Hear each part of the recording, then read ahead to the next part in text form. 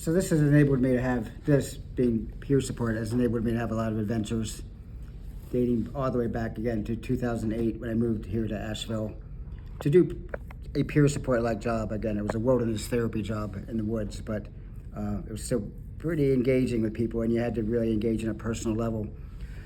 But this is what, the first thing that came to my mind was the pay. So when I started, 2008, I was working 2 weeks on, well, a week on as the wilderness therapy stuff. We'd be in the woods for a week, then you'd come off for a week because you needed a week to recover from that experience. Oh my goodness. And I picked up a side gig with an ACT team. It was Easter Seals at the time. They're still in business. And they didn't know anything about peer support. They said, well, Medicaid says we need this person on our team to be able to bill. And I'm like, okay, I knew nothing about peer support. I'm kind of cringy about it. I'm going, geez, you got away with a lot of rookie mistakes because you didn't have anybody to say otherwise. So I was going out, I was working with the ACT team, I was working 2 different economic classes actually. The wilderness therapy was $60,000 a month to be there, whether people stayed or not. If somebody's child left, teenager, young adult, they still paid the $60,000, paying my salary.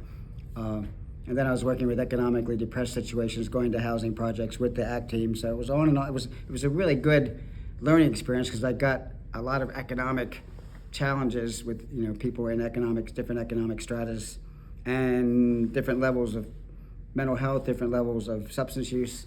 So I got it all my first year, and it doesn't really happen like that. And to me, assertive community treatment, an ACT team or a community support team is a really good way to learn peer support because you are out. Medicaid says I must be out in the field 80% of the time and not be in the office.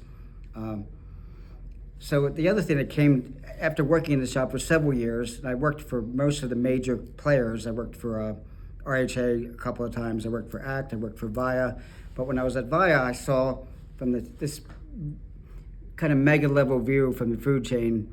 Even if I was a peer support calling from VIA, people would listen, oh, this is Kevin from VIA. And they're like, oh, okay. You could say people would pick up because VIA controls all the money, that's why.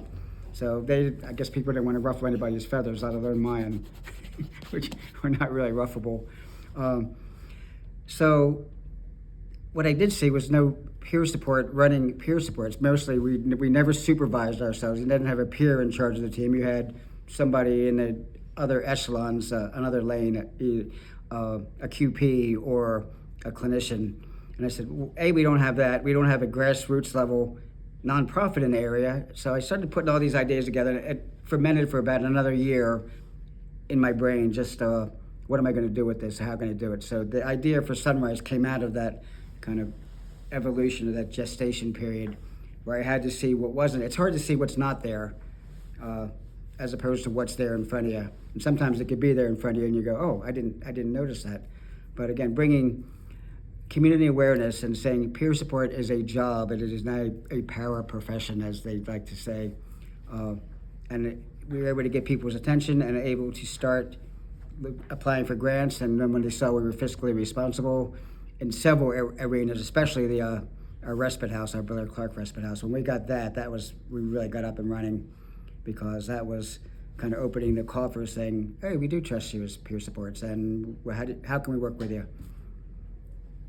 And that kind of brings us to where we're at today. Again, we started with 5 volunteers in a church basement, and now Sunrise has 80 folks, 80 peer supports. It's an extraordinarily interesting work area, and I'm super happy to be here. Better?